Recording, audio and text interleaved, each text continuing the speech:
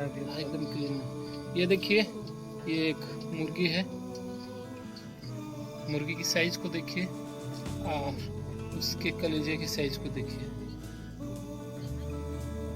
ये शरीर का 50% इसका हार्ट कलेजा है, जो जनरली छोटा सा होता है।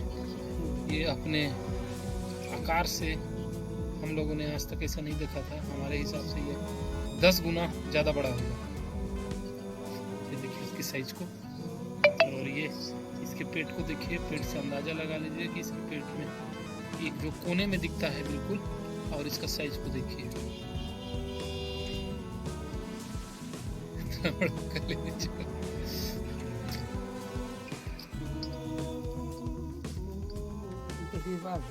सब पहली बार देखे हैं, सब 10-10 रुपये जमा करेंगे।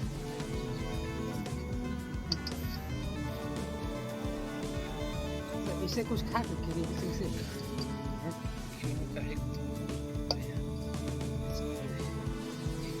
इसी कारण तो नहीं मर गया। हो सकता है ज़्यादा बड़ा दिल हो जाने से आदमी को परेशानी होता है। नहीं, ज़्यादा बड़ा दिल होना अच्छी बात नहीं है, इसलिए मर गया। तो एक अच्छा सबक है कि दिल को बड़ा ना करें। ये मुर्गी साइज को देखिए और इसके कलेजे की साइज को देखिए। चढ़े इसको बंद कर दो।